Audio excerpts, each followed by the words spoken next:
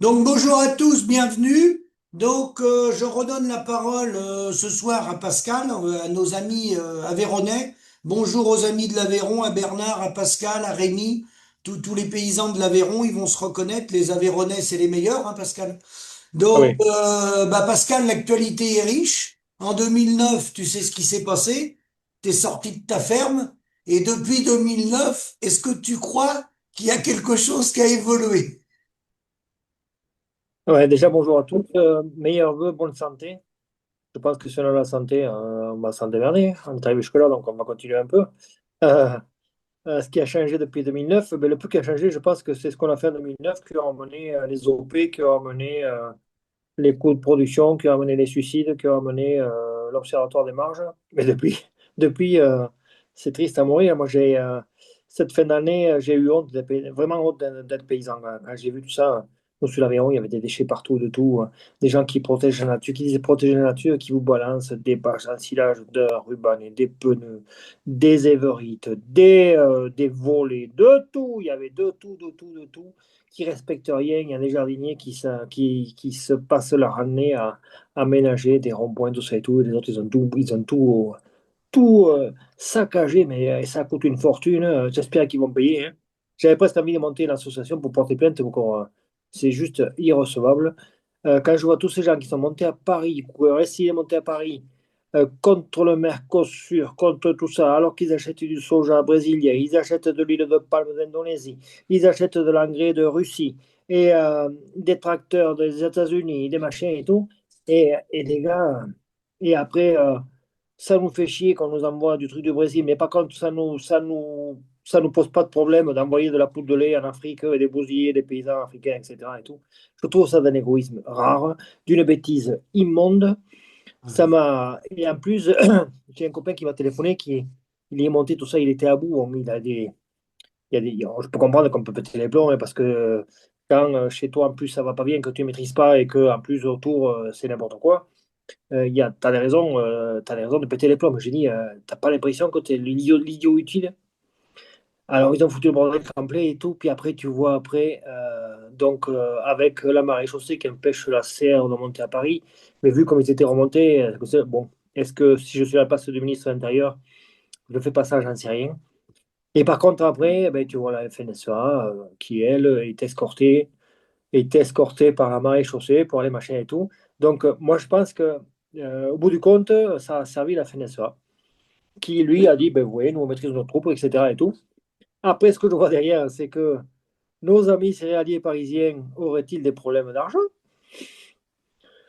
À force, à force de faire les cons, parce qu'ils avaient des jolis tracteurs, ils avaient des beaux, la vache, des gros, hein. Et tu te dis, est-ce qu'ils toucheraient du doigt ce que nous, on touche depuis 20 ans, hein? Et c'est bien joli, donc ils avaient la ferme à papa, des terres fertiles, il y avait tout ce qu'il fallait, puis en 50 ans, ils ont tout bousillé, les messieurs. Alors, en fin d'année, moi, je suis président de la sauce bio de mon département. Et donc, on a fait une journée avec un mec qui s'appelle Husson, qui est un spécialiste du redox. L'oxydoréduction, en fait, c'est la solution pour l'agriculture de demain. Donc, ce serait un peu compliqué à vous expliquer ce soir. Oui. Mais en gros, quand tu fais de l'agriculture intensive, tu oxydes. Et plus tu oxydes, et plus tu rends fragile. Et plus tu rends fragile, et plus tu favorises les mauvais champignons, les mauvaises bactéries, etc. etc. Donc, quand tu as passé 1 heure, 2 heures avec ce type, tu comprends le malaise. Et donc, 90% des paysans sont dans ce cercle vicieux. Et Oui. tu descends, et tu descends, et tu descends. Alors, celui qui pense qu'il va gérer la nature avec des cides, à mon avis, il va finir par se faire mal. Et on y arrive. Et donc, après, on a un gars comme Canet, Alain Canet, qui est spécialiste en agroforesterie. Quand il vous fait une démonstration que dans des zones arides du Maroc, avec des arbres, ils arrivent à avoir le même chargement à l'hectare que nous. Ça interpelle. Ça interpelle. Donc, des mecs qui sont à une hectare avec des arbres, dans des zones semi-arides. Ça interpelle. Donc, sinon, ça interpelle vraiment. Et tu te dis, la vache, mais oui, là, ça. Et après, on a fini avec un mec qui s'appelle Cabrol, qui nous a fait une explication mathématique. Donc, si on regarde bien, on a commencé le matin avec une explication chimique de ce qui se passe et de pourquoi ça ne fonctionne pas. Ensuite, on est passé avec Canet, donc qui t'explique tout le rôle de l'arbre et l'intérêt de l'arbre dans l'agriculture. Oui. Et après, tu finis avec Carroll qui, lui, nous a fait une analyse mathématique du changement climatique. Et donc, avec des cartes très intéressantes qui vous expliquent que en France et en Europe, ce sont les terres les plus profondes qui stockent le moins d'eau. Impressionnant. Ça, c'est spécial quand même. Et après, il te montre une courbe et ça devient exponentiel à partir de 98. 98, c'est un an après que je me suis installé. Et je me rappelle en Cumin, on a acheté la première herse rotative. Oui. Donc, voilà. Et là, quand tu regardes, ça devient exponentiel. Donc, avec une herse rotative et une charrue, tu fais une belle semelle de labour, Mm. déjà. Donc, tu peux avoir 2 mètres de terre, comme on n'a pas de Calais. Elle rentre sur 20 centimètres. Oui. Donc, moi, j'ai toujours un copain là qui est sur l'Autrec, donc c'est le Tarn-Temps, c'est vachement argileux ce coin. Et quand je téléphone, j'ai dit, il a plu chez toi? Il me dit, ouais, il est passé 30 millimètres. Donc, c'est marrant, parce qu'en fait, il me dit, ça va tout au ruisseau. Et donc, quand tu mets ça, plus, euh, quand tu parles d'un bilan humique à un paysan, il te regarde bizarre, hein. C'est-à-dire, qu'est-ce que j'ai exporté avec ma culture et combien il faut que je ramène, en gros. Donc ça, il y en a, ils ont oublié, nos petits copains parisiens, ils ont oublié ça depuis très longtemps, notamment les céréaliers. Et donc, ce qui fait qu'ils se trouvent avec des terres qui sont compactées, qui sont érodées, où la matière organique diminue chaque année, et Mm. donc automatiquement, eh bien, les rendements se cassent la gueule. C'est pas compliqué. Alors, quand vous avez un blé de 30 centimètres, vous avez un retour, parce qu'il y a l'ensemble autant dessous que dessus. Donc, si vous avez un blé de 30 centimètres, il n'y a pas grand-chose comme à rendre dessous. Plus peu de paille, donc je fixe peu de carbone et je ramène très peu au sol. Alors, si en plus, il y en a toujours dans la bande d'abeilles, là, je vois sur BFM, là où ils avaient fait une soirée sous le pôle, là, il y a un mec qui était salé qui disait qu'il n'y arrivait plus, qu'il allait devoir monter un méthaniseur. Tu te dis, génial! Encore, on descend d'un étage. Parce qu'en fait, on a refait une journée avec les bassins versants, avec le Ado-Garonne, le truc de l'eau, l'agence de l'eau, et est intervenue Sarah Sengla, qui est une agronome aveyronnaise que je connais bien. Et donc, elle nous expliquait tous les fumiers, en fonction de ce qu'on faisait, ce que ça rendait au sol. Et donc, quand vous faites de la méthanisation, le carbone que vous rendez au sol, il a, le seul point positif qu'il a, c'est qu'il peut stocker un peu de l'eau. Oui. Par contre, ça ne fera jamais de l'humus.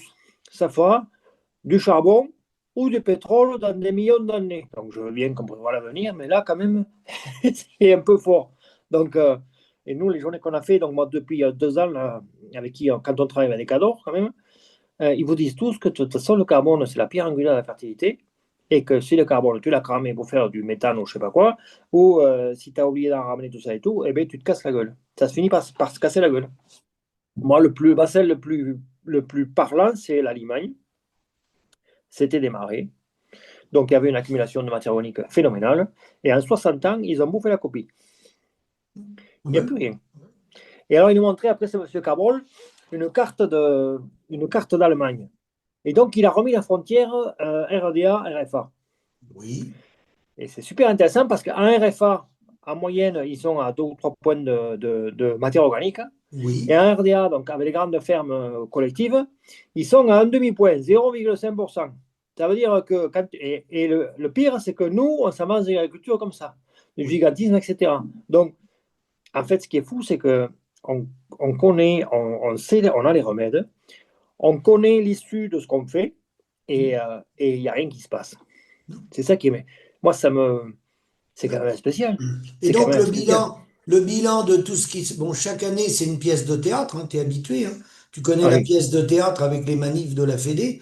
Donc là, cette année, bah, on a eu droit aux pièces de théâtre, hein, comme tu dis, avec les défilés de tracteurs. Et on a l'impression que les gars, ils n'ont rien compris. Tout à l'heure, j'étais dans un magasin, j'ai vu les œufs, ils sont à 3,30, 3,20, 3,30, les 6. Et pendant très longtemps, ils donnaient 8 centimes, à peine 8 centimes de l'œuf aux producteurs. Et là, ils sont rendus à 9 centimes 2 qu'ils donnent aux producteurs. Et ils se posent la question pourquoi les gars, ils ont arrêté de faire des poules. Non, mais ils sont cons, quoi, les mecs.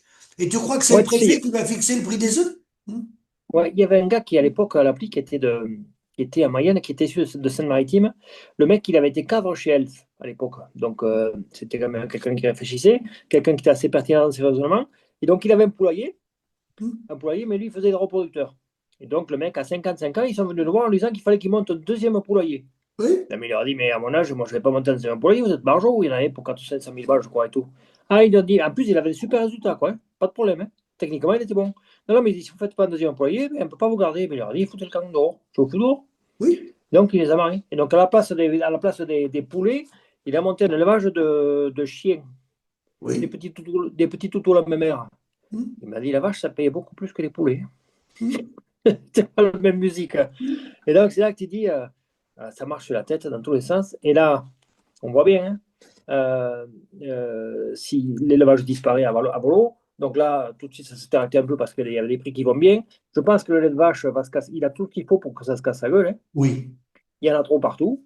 Donc, oui, il y en a trop partout. Et je crois qu'ils sont capables de le baisser suffisamment pour que de nouveau tout s'écroule, quoi. Donc, en fait, ils n'apprennent pas de leur leçon, quoi, non, du passé. Donc, on a vu que ça en 2009, on a vu ça en 2000, quoi, 2015, donc où il y a eu.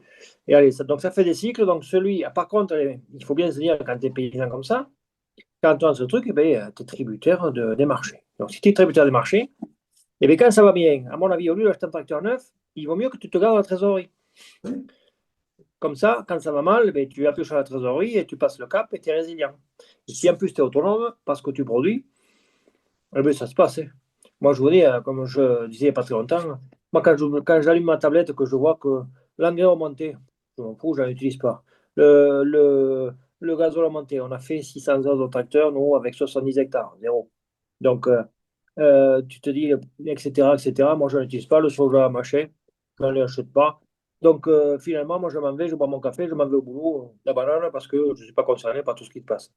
Mais je me remets la même personne avant 2009, et oui, bien la vache, quand je partais après avoir bu le café, je n'avais pas le moral, hein. Alors, pourvu que tu aies des emmerdes à la ferme, tu n'as pas le moral du tout. Donc, tu deviens non, agressif, et je comprends, même si je les fustige, c'est pas raisonnable, et qu'il y a des gens qui utilisent les autres, justement. Parce que nous, dans l'Aveyron, ce sont deux petits cons suffisants qui n'ont pas pris assez de coups de pied au cul quand ils étaient petits, qui mènent le bal pour la CR. Et ça, je veux dire, quand on se sert de ça pour faire venir les gens derrière, pour qu'ils. Bon, ben, c'est pas recevable. C'est vraiment pas recevable. Et le problème, c'est que les gens, ils s'accrochent à n'importe quoi parce que personne ne propose rien de sensé. c'est Quand ça. on regarde, si on en est là, c'est que techniquement, c'est très pauvre. Je suis désolé. Les mecs, ils savent utiliser un fongicide, des machins et tout, mais ils savent pas ce que c'est que de la. Ils connaissent rien à la.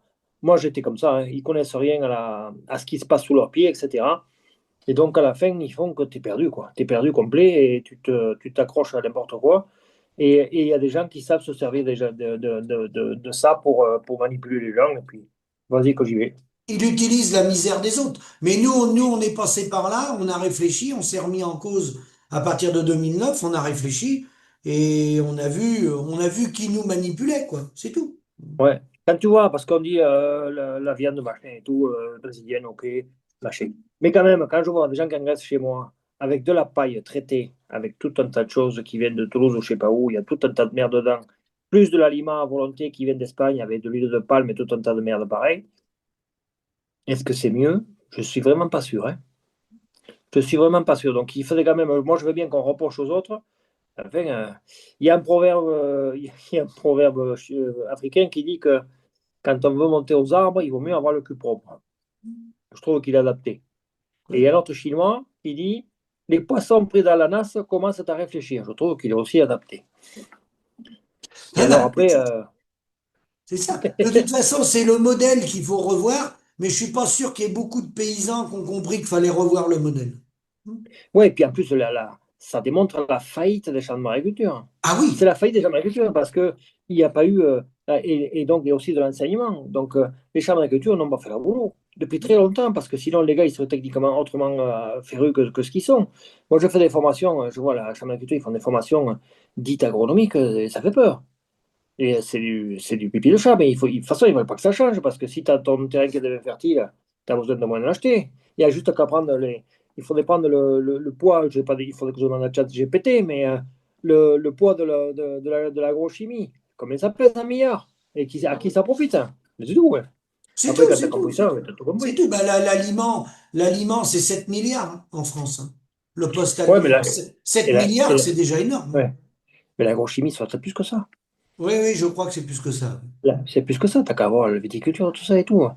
Nous, alors, l'Aveyron, on a la chance, c'est parce que il y a toutes les agricultures. Moi, j'ai des gars qui sont là, arboriculture. les terrains sont rincés. J'ai des gars qui sont en viticulture, les terrains sont rincés. Les mecs en maraîchage, les terrains sont rincés. Il y en a en élevage, donc il n'y a pas de fumier, tout à lisier, les terrains sont rincés.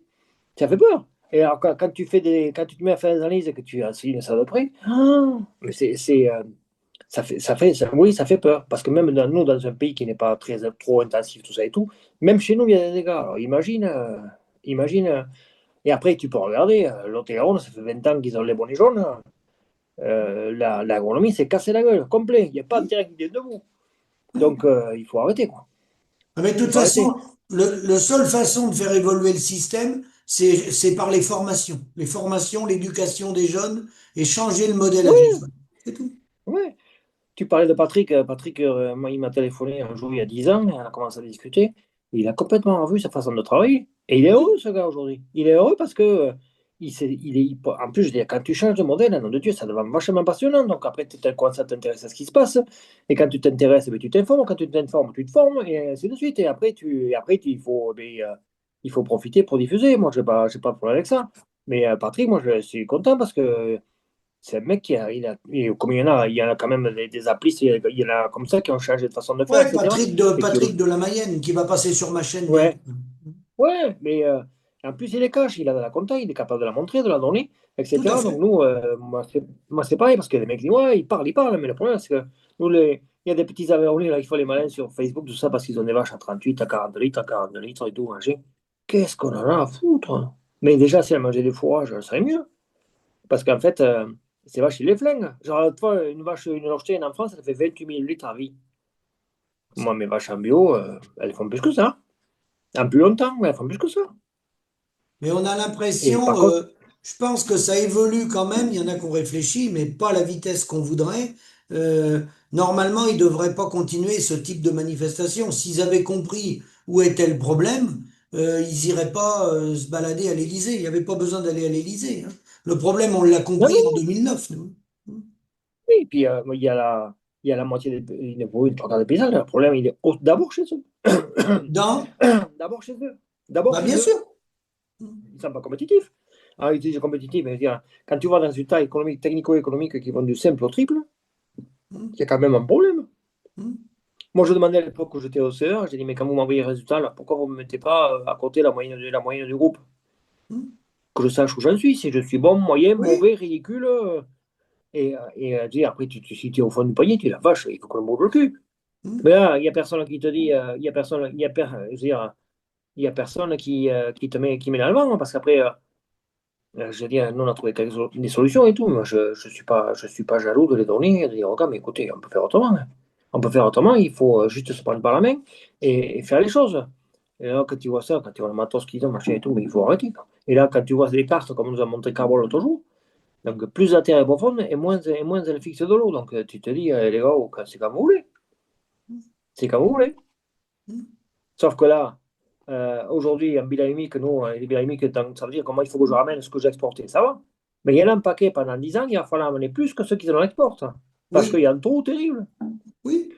Et avec Griffin là, de la Fédé de Paris, je l'avais chopé il y a 15 ans. J'ai dit, en fait, toi, t'es un colère comme Ah bah, après toi. J'ai Griffin, dit, ton grand. Gruffin, Griffin. Ouais, Oui. Griffin, ouais. Un mec, j'ai dit, mais ton grand-père, il balançait le blé, il faisait 100 quintaux, il n'y a pas la chimie. Et toi, avec toute la chimie du monde, tu n'y arrives plus. C'est ça qui te fout les boules. Et en plus, maintenant, ben, la chimie est de plus en plus chère, il manque de peau, le blé, ça ne vend plus. Pas de bol. Pas de bol. Alors, il pleure, hein. Alors, il pleure, Et, hein. oui, et encore, ces régions-là, ils sont en moyenne 20 quintaux au-dessus de nos régions parce qu'ils ont des potentiels de terre meilleurs que les nôtres. Ouais, mais il les exploite, il les exploite pas. Et après, Non, donc là, personne n'a fait le truc. Mais je veux dire, le nombre d'heures de travail pour avoir un quintal de blé ou un quintal de viande, c'est pas le même boulot, hein. non. Donc, je voudrais savoir comment ils font d'heures dans une année, ces oiseaux. Ouais.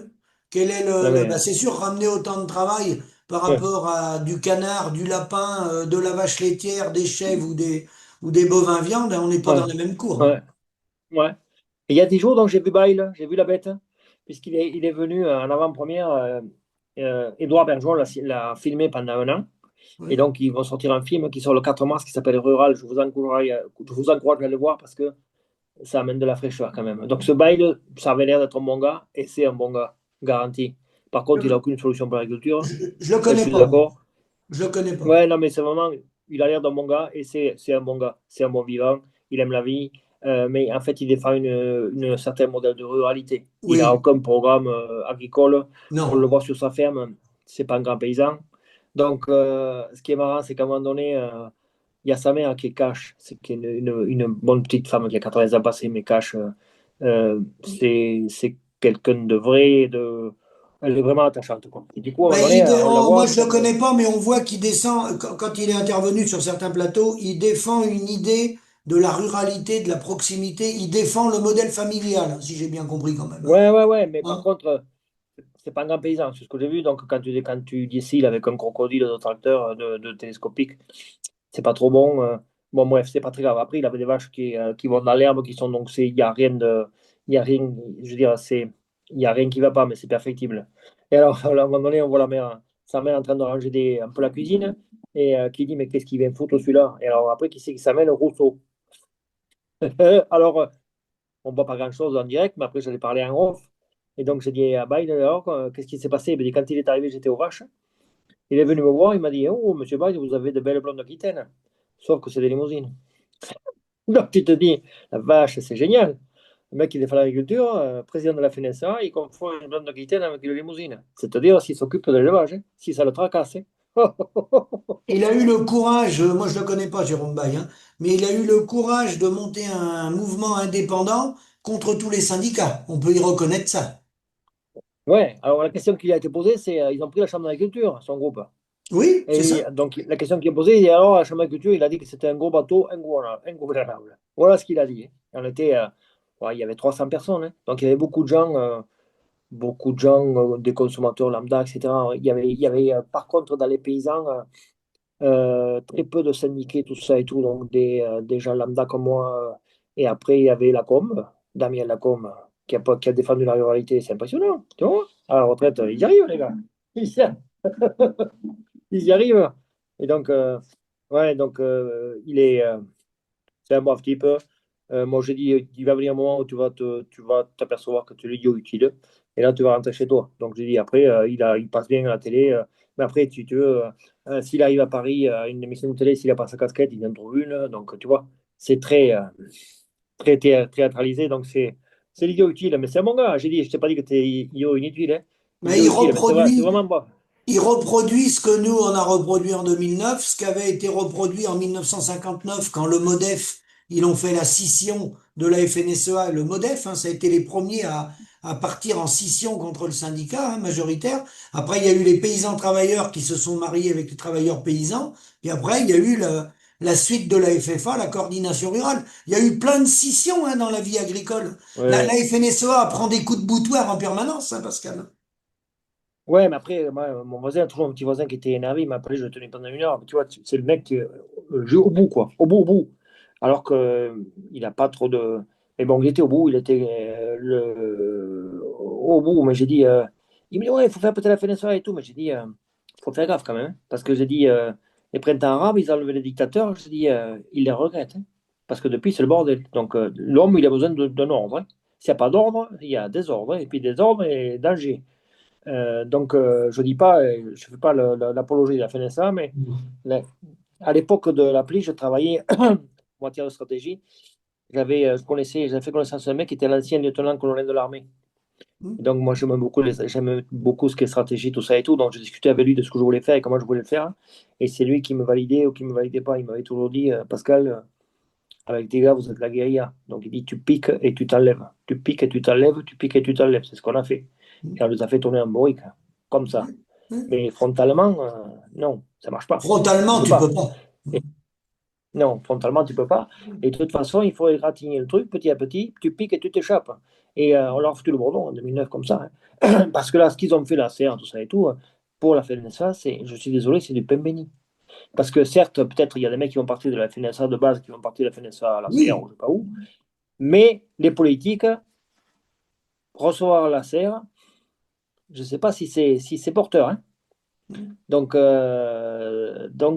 si tu peux plus discuter, ça devient compliqué, quoi. Et en plus, ils n'ont pas fourni.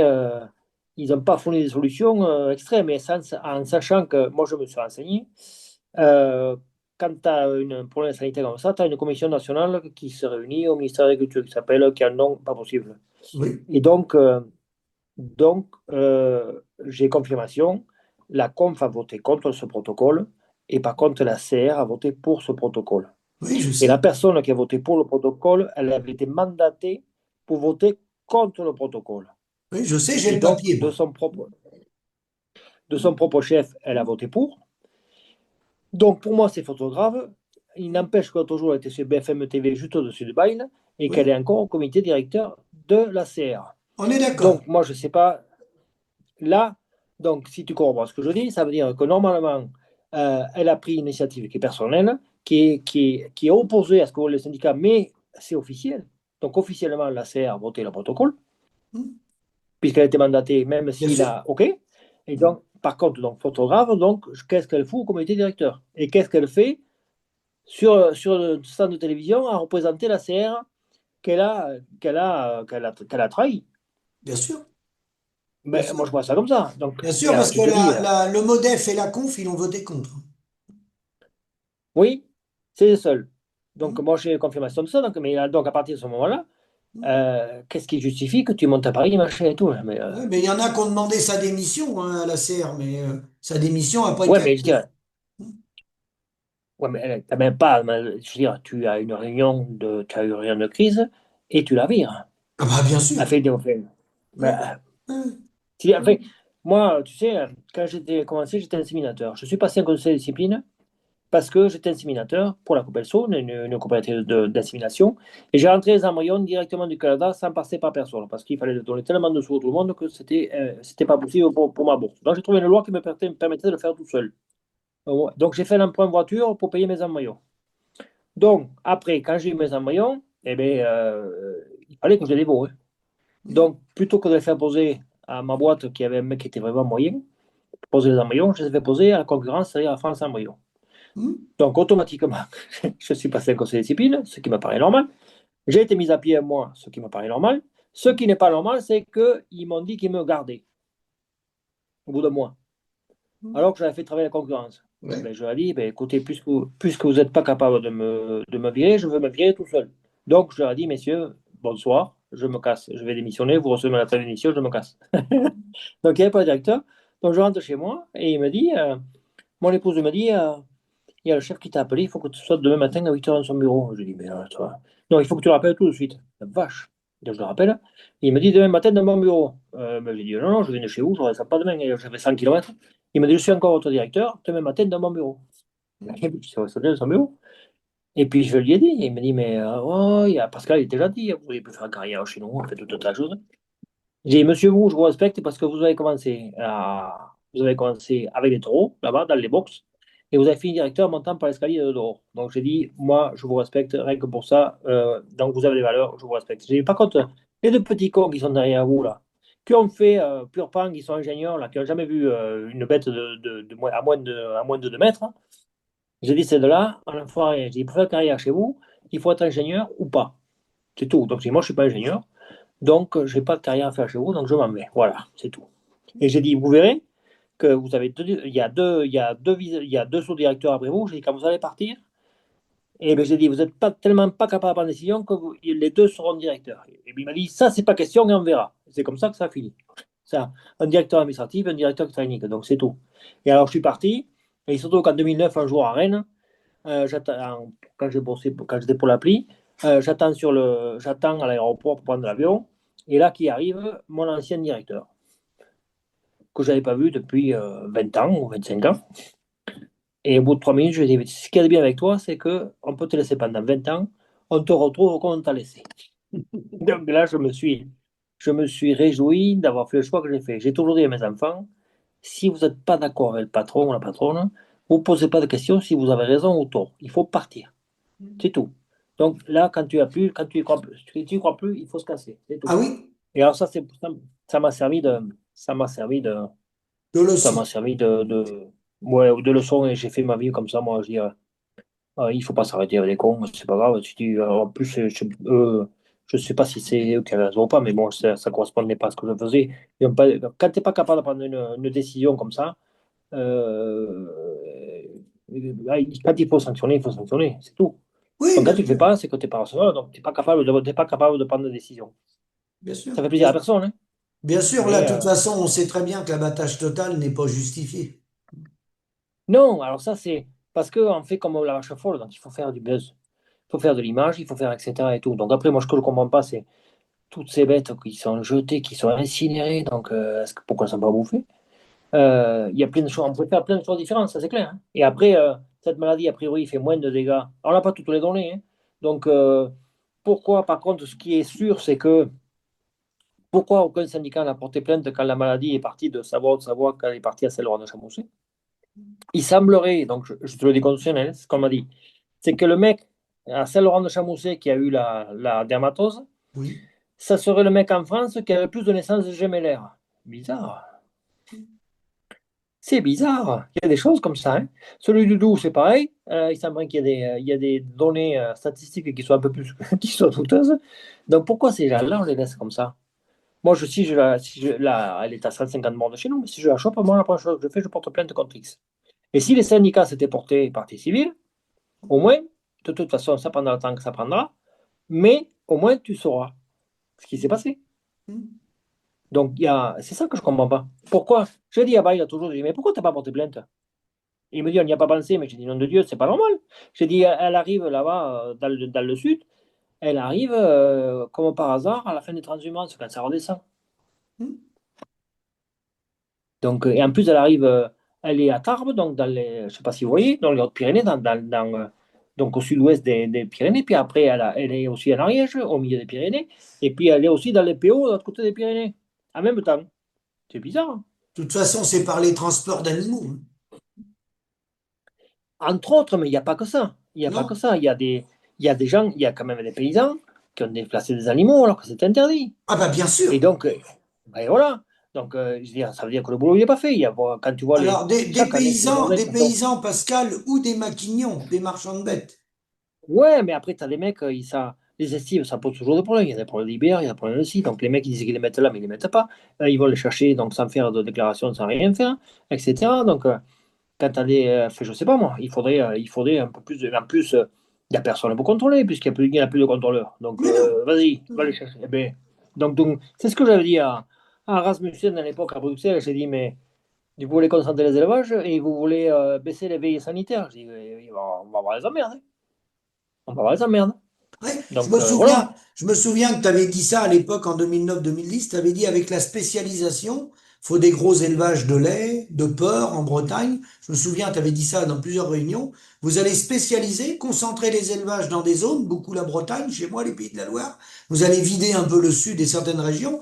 Mais comment vous allez faire quand il y aura des épidémies? Tu te rappelles quand tu avais Ah posé oui, ces questions-là? Ils savaient pas te répondre. ah ben non. J'avais dit, mais Rasmussen, d'ailleurs, qui était directeur, encore c'était un Danois, en fait, on s'est aperçu à la commission agricole de Bruxelles, il n'y avait que des Danois. Que Oui, des Danois. Donc, il y avait la Fischer Boll, il y avait un mec qui s'appelait Hogarth, qu'on avait dit qu'on voulait faire brûler. Et, moi, je ne savais pas qu'il comprenait le français, donc comme ça, bon, il a compris. Rasmussen, donc lui, c'était le directeur de l'agriculture.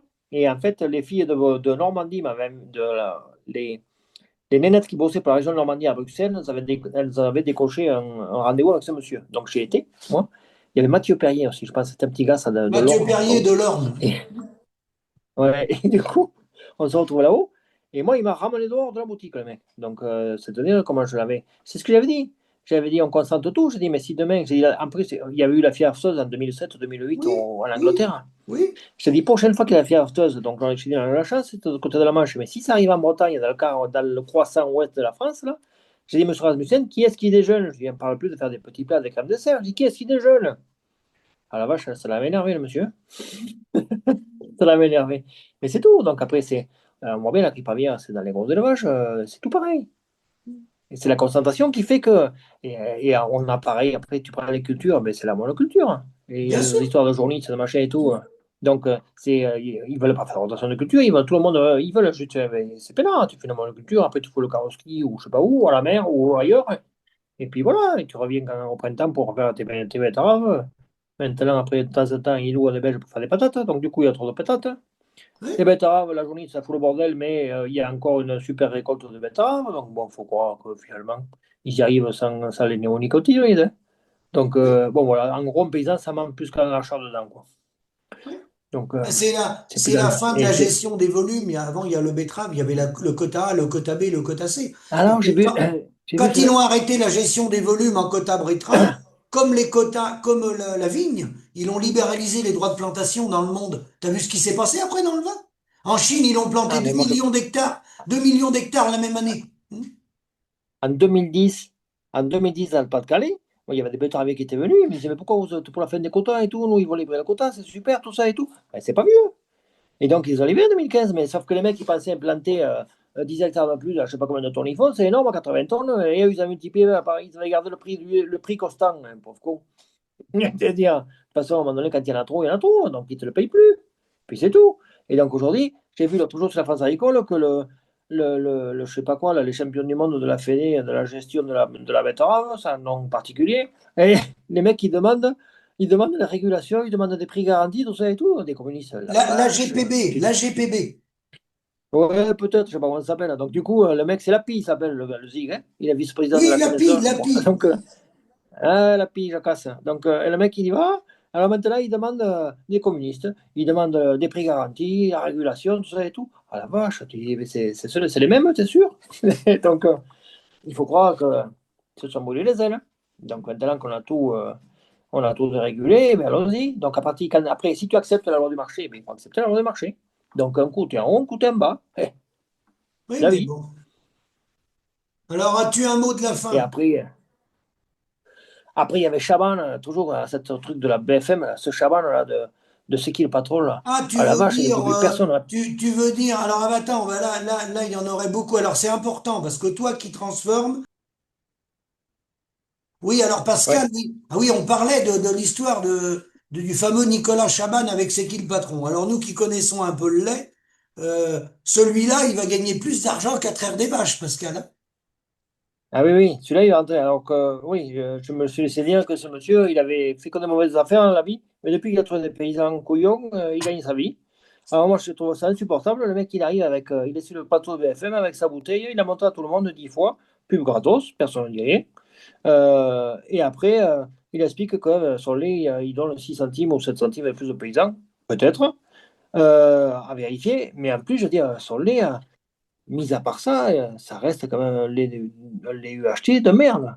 Je suis désolé. Donc, il a rien de plus que les autres. Donc, au moins que, tant que faire, une fois que tu es parti d'un truc, mais bon, on y a mis quelques centimes de plus, mais on va peut-être aussi inciter les paysans à faire différemment, à mettre un cahier des charges pertinent et partir sur des choses comme ça. Non. Le mec, il a juste, il est content parce que, et en plus, il se dit, il s'est présenté comme un citoyen consommateur. Et là, personne ne le mouche. Personne ne lui dit, mais pour qui tu te prends, l'ami, hein? Où tu vas? Et non, personne, a priori, tout le monde est content. Donc, il faudrait vérifier si vraiment tout le monde touche 8 centimes de plus, à combien, etc. Mais là, c'est ça, tu te dis, le mec, il a tous les droits. Et puis, même le mec de BFM qui mène le truc, il dit, bon, tu commences à me faire chier avec ta bouteille, ou tu la caches, ou on te fout dehors. Mais non, et personne, Si personne tu l'a veux, repris, si tu personne n'a veux, rien moi dit. j'ai la preuve par les producteurs. En fait, c'est une petite partie du litrage chez certains producteurs. Donc, c'est-à-dire, par exemple, sur 100 producteurs, il y en a une partie, 10 ou 20 qui vont en bénéficier. Et c'est sur une petite partie du litrage. Alors, oui, c'est vrai, ils payent plus cher. Ça, c'est vrai. Ils mettent 10 centimes de plus, c'est vrai. Mais sur une petite partie du litrage. Mais bon, la crème, LSDH, qui c'est qui récupère la crème? Le business de la crème, la caséine. Puis alors surtout, ce Ouais. qui pose problème, moi je reçois beaucoup d'attaques par SMS, les gars ils s'énervent avec ça, parce que les producteurs locaux, Fabrice Aigron, sa marque, toi qui vends qui fait tes produits, tous les locaux, ce mec-là il a les plateaux à lui tout seul avec sa brique, et tous les producteurs locaux, toutes les AMAP, on leur crache sur la gueule à cela. Ouais, ouais, et puis en plus, c'est ça. Donc, la valorisation, nous, quand tu transformes, moi, je suis parti d'un réseau. Donc, en plus, donc, on est un réseau, donc on a une centrale d'achat pour tout ce qui est consommable, etc. et tout. Donc, on arrive à sortir à la fin des yaourts à un prix décent, quoi. Et moi, mes yaourts, mettons, si je te prends un yaourt citron, je dois être en magasin quelque chose comme 10 centimes plus cher qu'un période de lait citron, tu vois, que les grandes marques. Donc, eux, parce qu'eux, ils ont tous les postes qui ont explosé, quoi. Oui, Et nous, ben, on maîtrise tout, puisque déjà, ben, moi, le lait, coût de transport du lait pour aller de la ferme à la yaourterie, c'est 8 mètres. oui, Donc, ça va, on oui. maîtrise. Et donc, la valorisation, quand tu fais les deux, il y a pas, il y a, on va voir le pognon, il n'y a pas d'histoire, hein. Il y a encore, nous, moi, mon lait, je laisse tout, quoi. J'enlève pas la caséine pour les cosmétiques. Donc, j'enlève un peu de crème parce que mon lait est trop gras parce que j'ai des croix de GRD. Mais, donc, on fait de la crème crue qu'on vend. Mais après, moi, donc, je bricole pas. Donc, le lait, je fais un lait de qualité et ce lait se retrouve dans les yaourts Et sans ambiguïté. c'est, Alors, quand tu vois les industriels, tout ce qu'ils enlèvent, machin et tout, c'est un truc de malade. En fait, tous les ultra frais que tu vois dans un magasin des grandes marques, c'est un sous-produit. oui, c'est pour C'est ça un que là, sous-produit. son truc à lui, il est extraordinaire. Et l'SDH, il est dans le Loiret, hein, tu connais, hein. On Oui, avait Daniel Odo comme référent dans le 41, on avait Michel oui, Salès. Tous ces oui. gars-là, hein, ils ont ruiné tous les producteurs dans la région, comme Lactalis, comme les autres. Il a pas Ouais. payé le lait, il a plus de producteurs, il est arrivé chez moi en Maine-et-Loire, monter une usine, et le mec, il sort une brique de lait, il manque aux consommateurs de payer plus cher, alors qu'il a ruiné tous les paysans pendant 30, 40 ans. Le mec, il est fort, hein. Ah oui, oui, il a embouteillé machin et tout. Donc je disais, il a embouteillé pour Violet avec pour le contrat pour Super U, notamment au Auchan et tout. Mais du coup, il s'est pas merdé. Il a pris que des producteurs à Violet directement et tout, sans qu'il y ait des conséquences ni pour les producteurs ni pour lui qui lui dit mais oh petit gars, on joue, on se respecte, on joue pas ce genre de jeu, etc. Ah non, non, les mecs, il n'y a rien qui les arrête. Tout va bien. Tout va bien. Donc, bon, écoute, c'est Non, mon non, mais moi, histoire. je Ça connais continue ses comme ça. pratiques, hein. Je connais ses pratiques parce que justement, moi, je l'avais piégé. Donc, il va pas m'inviter sur un plateau parce que moi, je l'avais piégé. Et j'ai des Ah, documents en d'accord. main propre, alors c'est pas sûr il serait intéressé que je les sorte, les documents. Ah ouais. Mais bon, Le après, petit voilà. malin Donc, avec son commerce, il a beau être malin, moi, je l'avais piégé. oui, oui, après, ils sont pas, en fait, ils sont pas. Puis, ils sont tellement. Moi, je l'avais vu en 2009, 2010, tous ces gens-là, ils sont tellement suffisants et tout. Ils te voient arriver, il hop, l'autre, là, avec son pull, là, ses cheveux attachés et tout, et ils te prennent pour un con, quoi. Et alors, Si après, tu des veux, fois, il y en a. Nous, Pascal, qui avons mené les combats, chacun mène sa vie, hein. Mais moi, ce qui m'énerve dans ces gars-là, c'est que les paysans, ça fait des années qu'ils sont exploités, hein, on connaît l'histoire, hein. Bon. Et d'un seul coup, eux, ils font partie des gens qui ont exploité les paysans, hein. Autant que Lactalis, comme Oui. Savantia Ah ou oui, comme oui. Sodial, hein. Voilà. Ils étaient tous pareils, les industriels, hein. Ils mangeaient main dans la main. Et d'un seul coup, ils sortent du bois et ils disent, nous, voilà, on veut, faut rémunérer les producteurs, on arrive avec la brique de lait, il faut absolument prendre soin de nos producteurs. Non, mais attends, tu nous prends pour un con? Ça fait 30, 40 ans que tu nous plumes, et là, tu arrives avec ta brique de lait. Non, mais petit rigolo, hein. Mm. Et ce qui est grave, c'est que là, on va se faire mal tous ensemble parce que en fait ils ont rien fait pour que les donc on disait après les chambres d'agriculture n'ont pas fait leur boulot. Ces gens-là non plus parce que souvent dans ces laiteries tu avais des techniciens de ce qu'ils appelaient des ARC qui passent dans les fermes La et RC. ça a mené rien du tout. À part te vendre des produits pour tremper ou je sais pas quoi et tout, ça a mené rien du tout, techniquement zéro. Donc ils se sont appuyés sur le contrôle laitier, tout ça et tout, faillite au total. Et en plus, j'en parle de la production animale, mais c'est partout. Et donc, automatiquement, eh bien, les paysans, il faut. Je crois qu'il y a 60% des paysans qui n'ont fait aucune formation dans leur vie. C'est un C'est truc de ça, malade. c'est ça. C'est un truc de malade. Et là, tu te dis, mais les gars, oui, tu as raison, je pense pas pour le contraire, hein. Et tu prends une pioche, tu prends une simple pioche, moi je reviens là, les griffins et compagnie, allez les voir chez eux avec une simple pioche, pas pour la mettre par en travers de la gueule, mais pour mettre un coup dans leur sol. La vache, ça va faire bon, hein. De toute façon, il Ça y a va un faire très bon. gros manque de formation. Moi, je le vois bien, j'ai des gens dans ma famille qui sont dans les contrôles techniques, qui sont à leur compte, hein, dans d'autres métiers. Oui, Tous les ans, ils vont, je parle le patron, tous les ans, oui. il va en formation, tous les ans. Ben oui. Alors, j'ai une anecdote par ça. J'étais à l'époque de la pluie, j'ai rencontré des mecs du BTP de Lyon. André Roabé, un personnage extraordinaire, avec une gueule pas possible. Un mec déjà énorme, avec un appétit de fou.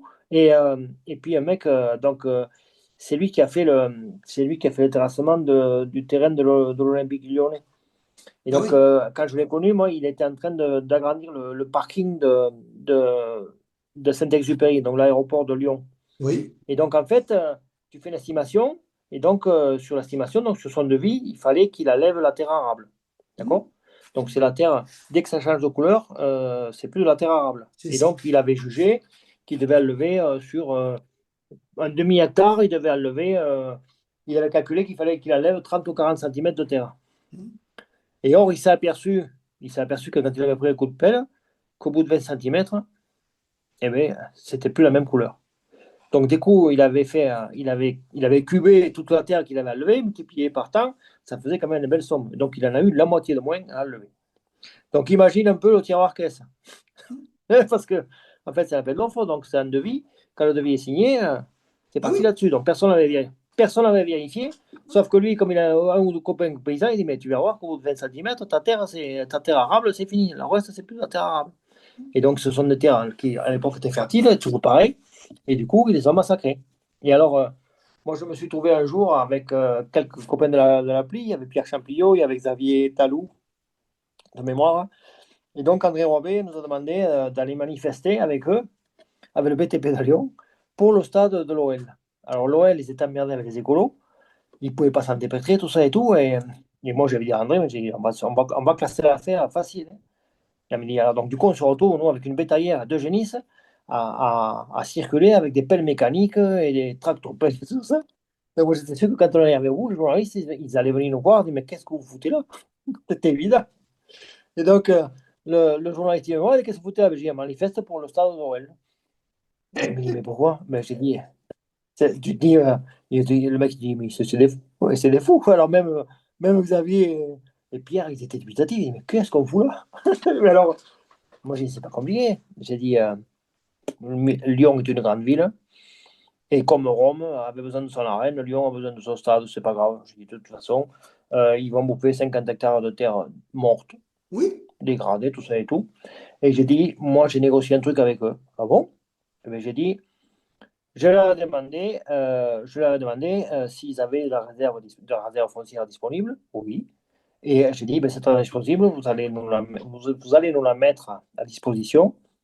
Et vous allez financer des fermes avec des fruits et légumes, des fermes avec des vaches laitières, des fermes avec des brebis, tout ça et tout. Et nous, on va vous fournir des gars pour faire le boulot. Et donc, si tu veux, le BTP, tout ça et tout, et la ville de Lyon aurait financé les fermes pour que ça. Et donc, celui qui l'a récupéré, il avait qu'un truc à faire, travailler et vendre sa production, et que la production soit rachetée par la ville de Lyon pour les déshérités de Lyon. Ben voilà. Donc, du coup, les écolos, ça a été classé. Personne ne parlait contre un truc comme ça. Quand on dit comme ça, personne ne peut dire non, mais nous, on n'est pas Non, d'accord. Tu sais pourquoi ça ne s'est pas fait? non. Ça ne s'est pas fait parce que les bio du Rhône, comme c'était le BTP qui finançait, Oui. ça n'allait pas. Et donc, ça ne s'est pas fait. Et là, j'ai entendu il n'y a pas longtemps, le nouveau maire de Lyon, c'est en train de se faire. Donc, ça a mis Oui. 15 ans finalement, C'est en train de mais se ça va se faire, faire. oui. Ouais. Et pour la petite histoire, donc du coup, il y avait un casse-croûte payé par l'Olympique et on est au bout, avec un chef étoilé. On a bien mangé, on a bien mangé, on a bien bu, on a bien rigolé. Et voilà, il m'a dit, mais la vache, vous, les affaires, c'est vite classé. Donc ça faisait 2 ou 3 ans qu'ils ne pouvaient pas se dépêtrer de ces écolos. Et nous, en deux cuillères à peau, on a déplacé le bordel, quoi. Et tout ça pour dire que, à un moment donné, il faut faire preuve de bon sens. Tu fais des compromis, puis c'est tout. Il y a plein de Et solutions basta. localement. Ah oui. Ah oui, oui. Il y a des solutions et après, de toute façon, il va y avoir un problème de cession de foncier parce que le mec qui reprend des fermes aujourd'hui, s'il faut qu'il rachète le foncier, tout ça et tout, ça ne marche pas. Moi, il y a toujours, j'étais chez le notaire parce qu'on est en train de faire l'arrangement de famille. Donc, nous, c'est de la rigolade, mais elle m'a dit, il y a des grosses fermes, des fermes où tu as 2 millions de capital, il y a 3 enfants, si les deux demandent leur part, Oui. tu fais comment? Tu fais comment? Il faut faire un Donc, GFA. Faut faire un GFA, mais ah ouais, mais ils veulent pas faire de GFA parce que les mecs, ils veulent, comme Thatcher, I want my money back. D'accord? Ils veulent leur part. Ils veulent leur part. Donc, si l'autre, il faut qu'ils sortent 1 million, 1,3 million, 1,4 million pour les frères et sœurs, ça va se compliquer. c'est Alors, impossible. le problème, c'est que. Et oui, mais du coup, les COP, ils vont mettre la main sur le bordel. Bien A sûr. priori, a priori, à ce que me disait mon banquier, des gens qui s'installent en production laitière chez Sodal, c'est Sodal qui garantit les emprunts. Oui. Donc, eh ben, si tu garantis les emprunts, tu mets la main sur le foncier. Oui. On va arriver, Et on va arriver dans l'élevage comme on est dans le hors-sol. Oui, des fermes collectives qui amèneront zéro.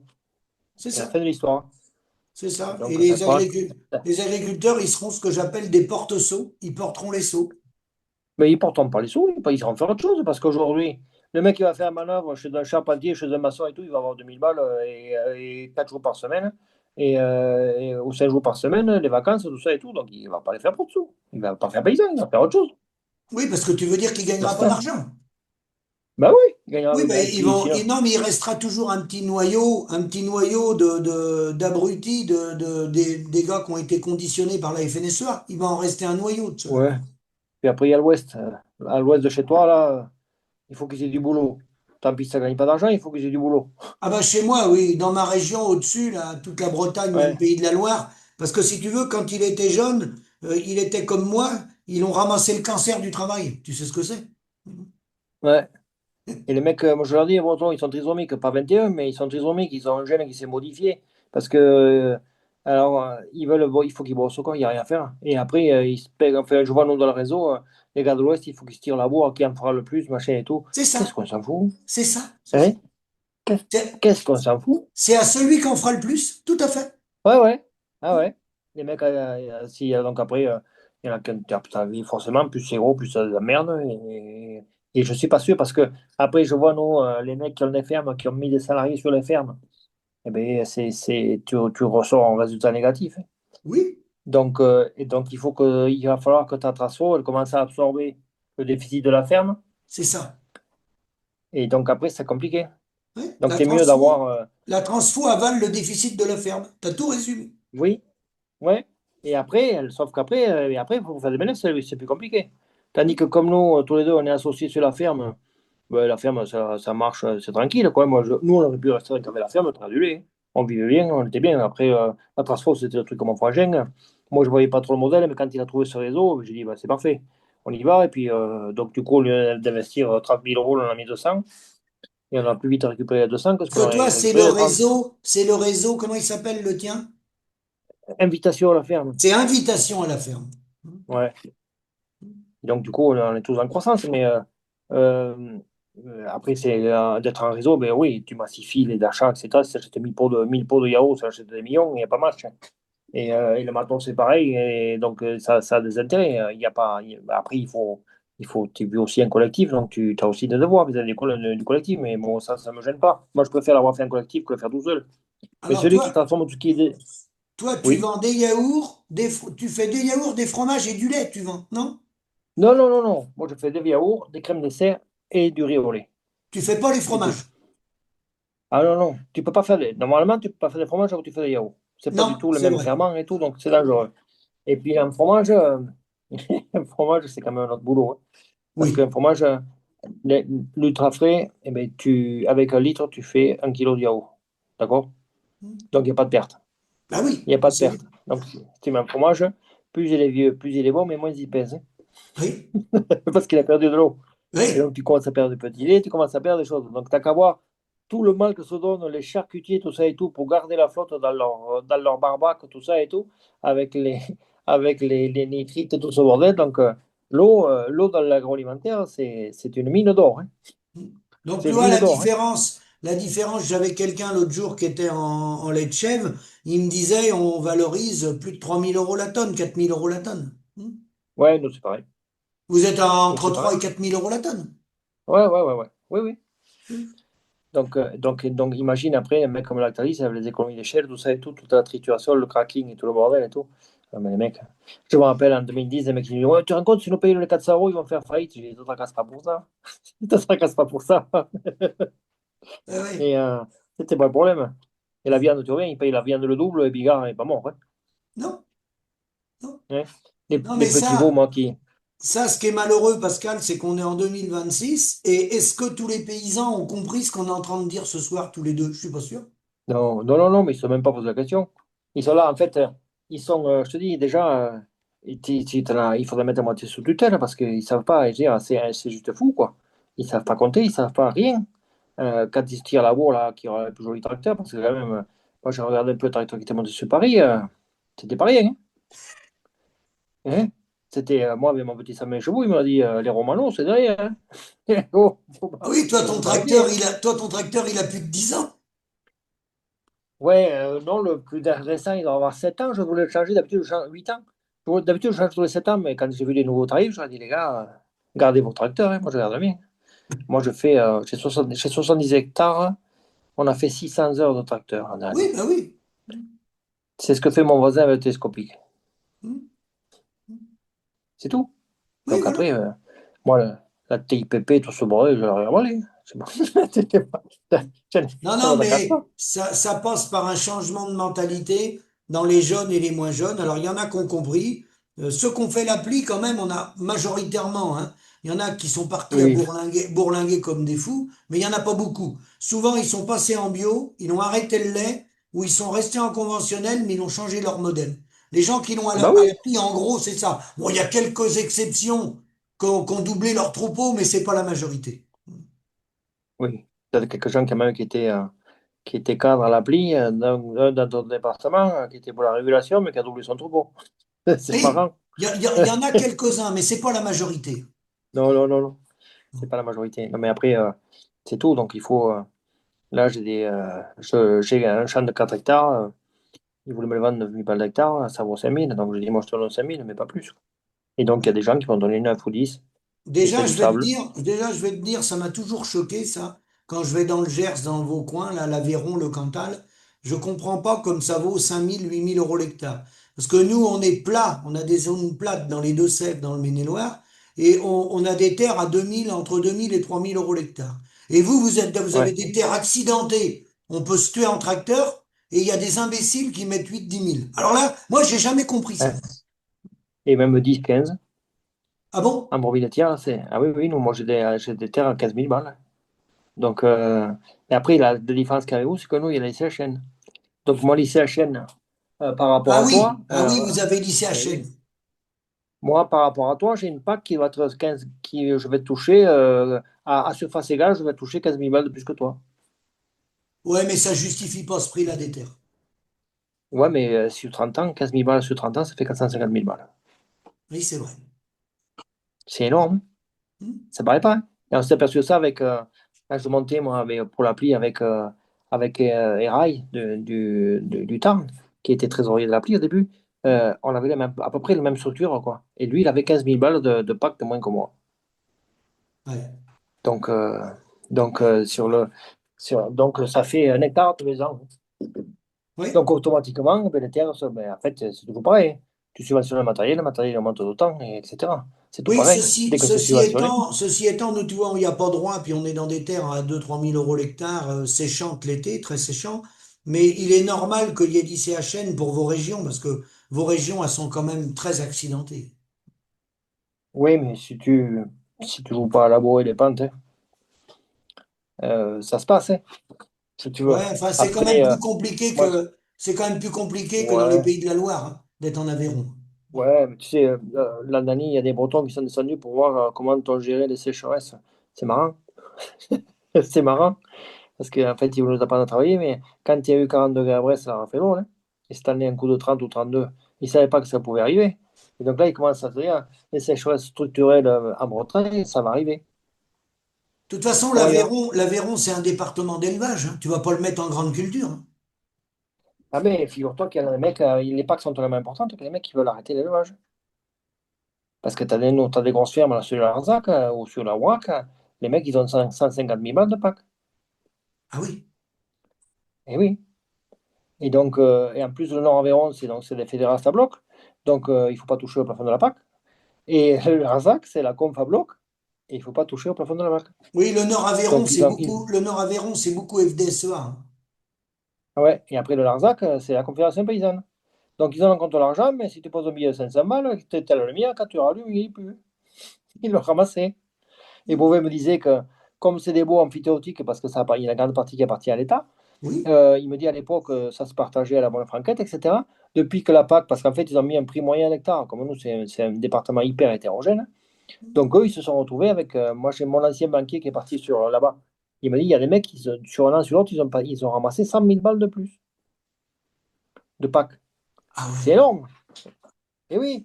Et donc, j'ai dit alors, il me dit, d'abord, ils ont téléphoné à l'ASP en disant qu'ils s'étaient trompés. Et du coup, quand ils s'étaient pas trompés, ils sont arrivés chez le banquier. J'ai dit, je parie qu'ils ont acheté un tracteur. Il me dit, bingo. Et donc, Beauvais m'a dit que maintenant, quand ils avaient des réunions pour dispatcher des terres parce que un producteur a arrêté, avant, ça se passait la bonne enquête, maintenant, ils arrivent tous avec le fusil chargé. Ah Et oui, oui. Donc, comme les écologistes, l'argent rencontre, le problème, c'est que tout le monde veut devenir con. oui. Ah ben, C'est complètement ça. oui. Coluche, il Ouais. avait bien compris, lui. Ouais, on est à fond dedans. Ah Donc, les oui, mecs, ils veulent être riches que d'argent. c'est ça, C'est un truc de fou. c'est ça. C'est un truc de fou. Et donc, voilà, allez-y. Donc, alors, du coup, moi, je ne suis pas sur les trois, mais j'étais en tant que président de la sauce bio, donc j'étais. Le ministère de l'Agriculture avait mandaté un cabinet privé pour faire un audit sur la PAC, quoi. Et donc, ben, moi, je suis passé donc, à l'agriculture, puis le mec, il était soucieux. Je dis, ça va, monsieur? Il me dit oui. J'ai dit, vous avez l'air dubitatif. Et il me dit, mais il dit, monsieur, ça n'a rien à voir avec ce que m'ont dit les autres. Alors, c'est là que j'ai expliqué un peu les tenants et les aboutissants. C'est tout. Donc, j'ai dit, si la PAC, ça doit servir à quelques heures à se faire un parc immobilier, Oui. changez rien. Vous êtes pile dans l'axe, c'est parfait. Je dis par Exact. contre, si vous voulez que ça change l'agriculture de pays et la rendre plus saine et plus environnementale, je dis là, pas du tout. Pas du tout. C'est tout. Et après, ils font mieux. Qu'est-ce que je dis? C'est pas moi qui l'ai changé. Non? Moi, je suis pas malheureux, hein, mais moi, je suis en montagne et tout en herbe, donc on passe pas. Nous, on coche toutes les cases, hein, Oui, si tu veux. oui. Donc, Dans des après tout. modèles comme ça, la seule fragilité qu'on a, c'est les sécheresses de printemps. Ah, ça, oui. Mais là, ça, par contre, nous, moi, je l'ai dans tous les sens. Sécheresse de printemps, personne n'a la solution. Non, exact. N'importe quel système à côté, t'as pas de solution. Non. Donc, nous, on l'a eu en 2003. Moi, j'ai fait le maïs. J'ai fini de faire le maïs début mai. Il est sorti en septembre. Oui. Donc là, du coup, on va changer quelque chose, hein. Donc, mais, donc, il n'a pas plu, nous, du 26 mars au 28 août. Et donc, c'est tous les 25 ans. Et c'était en 2003. Mm. Donc, c'est pour très bientôt. Donc, moi, j'ai des voisins qui font 100 hectares de maïs. Ouais, S'ils sont en septembre, je te fais pas le tableau. ouais. Et donc, moi, sécheresse d'été, je suis apte, mais après, sécheresse de printemps, personne n'a la solution. Personne. Après, quand Ce ils qui ont peut des nous sauver. problèmes, sinon des problèmes, il faudra les orienter sur Arnaud Rousseau ou chez Christiane Lambert. Mm. Ouais, et après, ils te parlent, ils te disent, ouais, mais on s'en fout, les assurances récolte. OK. Mais là, par contre, les assurances récolte, avec les franchises qu'il va y avoir et tout ça, Oui, parce que comme nous, là, moi, je vais le reprendre cette année encore, parce que la PAC en paye la moitié ou les trois quarts. Et oui, donc, c'est des moyens triennales. Nous, on vient d'avoir 2 années exceptionnelles, hein. c'est ça. Donc, si on a une année, alors j'en ai parlé à mon assurance, avec mon assureuse, ils ont dit, si cette année on a une année normale, Oui. c'est-à-dire que 30% de moins que les 2 dernières années, j'ai dit, vous allez faire comment? Elle me dit, m'en parlez pas. Elle m'a dit, ça ne peut pas durer, c'est pas possible. Ah non? Non? Non, non. Et si tu regardes bien, c'est l'assurance qui siffle la fin du match pour tout, Je pense, oui. y Oui. compris pour les pesticides. Parce que de toute façon, moi, j'ai ma fille, elle a une copine qui a un enfant qui est né avec un cancer. Mm. Je ne savais pas que ça pouvait exister. T'imagines, on en est? Ah non, T'as des, je t'as des- savais pas moi non plus. ouais, Tu me l'apprends, là, tu vois. ouais. Tu vois? Tu te dis, donc il a 1 an et demi, il a eu 50 opérations. Super, super. Donc il a coûté une blinde, on ne sait pas s'il va vivre. Il est né avec un cancer. Et tu as des paysans de 30 ans qui ont des cancers de la prostate. 30 ans. Et allons-y gaiement. Et il semblerait que Donc tôt ou tard, il va se prendre des décisions. et il semblerait qu'il y ait une selon sa conditionnelle, ça a vérifié, il semblerait qu'il y ait une recrudescence de cancer de pancréas sur les paysans du pourtour parisien. Oui. J'ai entendu parler de ça, mais j'ai pas les chiffres. Mm. Ouais, moi non plus. Donc on m'a dit ça l'autre jour. Eh bien, j'ai dit, il manquait que ça, parce que celui-là, quand tu sais que tu l'as, tu peux appeler le curé, souvent, hein. Tu Ouais. restes pas. Voilà. Mm. Parce que quand tu le sais, souvent c'est trop tard. Donc voilà, quoi. Souvent. Donc, je dis, finalement, les paysans, il faut les protéger contre eux-mêmes. Oui. Mm. Ouais. Produire, Quand toi-même. j'aime bien les mots, ils n'ont pas changé depuis 2009. Arnaud Rousseau, il prend le micro, comme Madame Lambert, comme Lacombe, comme Luc Guyot. Première parole, nous devons soutenir notre agriculture française. Nous sommes là pour produire, qu'on nous laisse produire. Ouais, Faut nous laisser ouais. travailler. Alors là, quand j'entends ça, j'ai les oreilles, moi, qui me résonnent. Parce que moi, je me lève pas pour produire, je me lève pour gagner ma vie. Il y avait des gars de l'appli, on avait fait des belles rencontres. Un soir, on avait fait une réunion en Pays de la Loire. Et il y avait un paysan qui n'était pas connu, hein, qui n'était pas responsable. Il s'était levé dans la salle parce qu'il y en a qui avaient dit attention parce que les gars, vous attaquez les industriels, Lactalis, les COP. Nous, on a peur de plus être collectés parce qu'on s'en prenait à nos acheteurs. Il Ouais. y a un gars qui s'est levé dans la salle et il a dit bah moi les gars, je vais vous dire quelque chose. Moi, je travaille pas pour livrer mon industriel, je travaille pour gagner ma vie.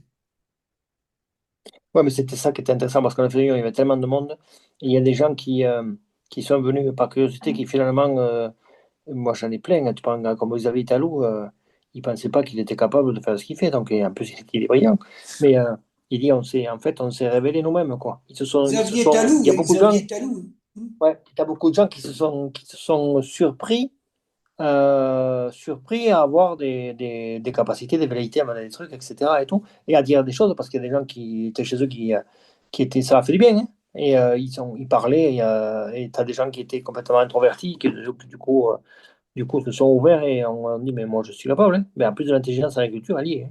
Des bons, il y en a, hein.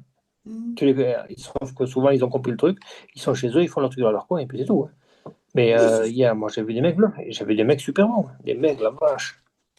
Et donc, tu te dis, hein, aujourd'hui, moi, je m'appuie sur celui-là, hein. Et donc, moi,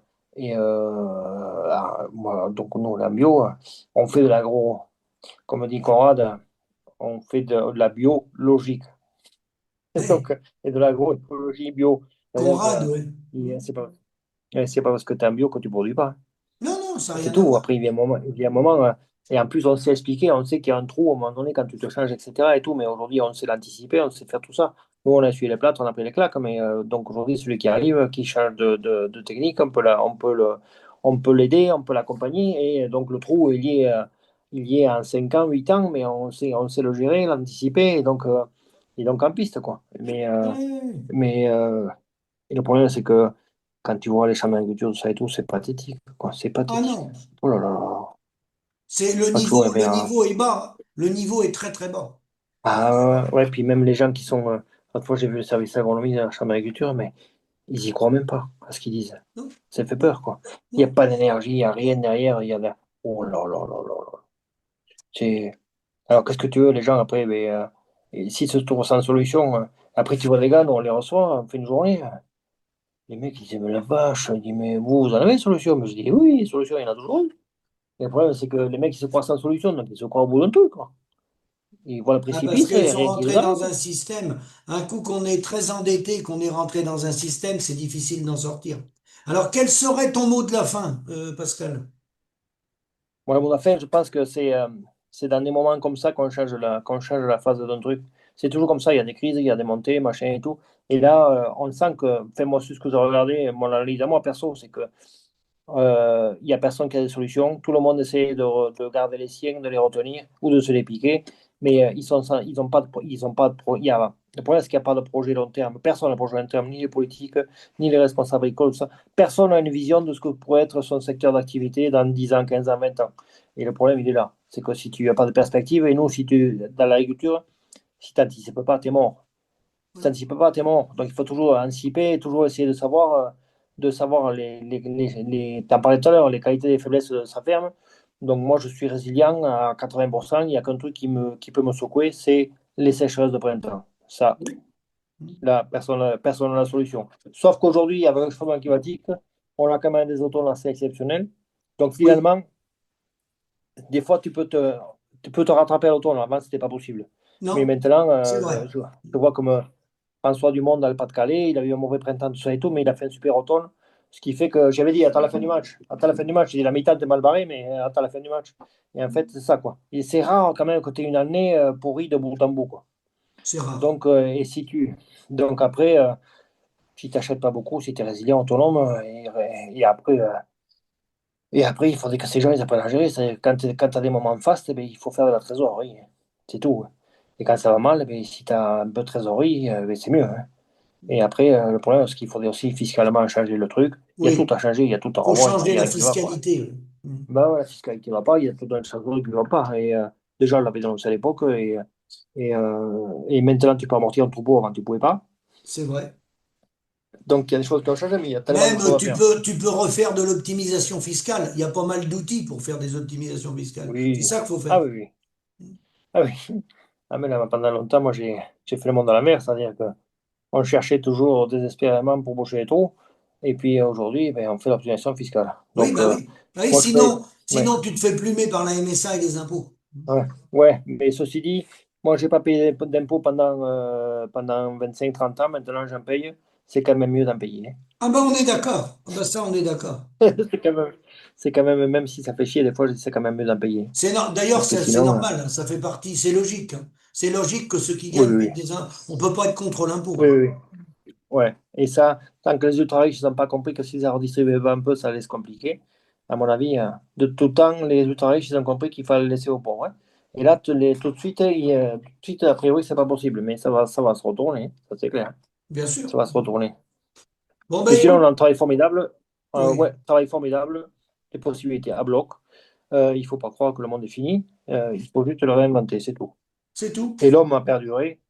L'homme a perduré dans le temps parce qu'il a su se réinventer, c'est tout. Oui, il faut changer le modèle, c'est tout. Ouais, ouais, ouais, tout simplement. Bon, Et donc, moi, je travaille là-dessus, là. Merci Pascal, Ouais, hein. À bientôt. ouais, merci Philippe. À Et bientôt. Quand tu auras des ouais, réactions, tu me fais signe. ouais, Si tu vois des conneries dans l'actualité, tu te réveilles et puis tu reviens. ouais, ouais, puis bravo pour ce que tu fais. Eh ben, Pas de souci. bon courage dans l'Aveyron et à bientôt. Ciao, ciao, ciao. Ciao Pascal, ciao.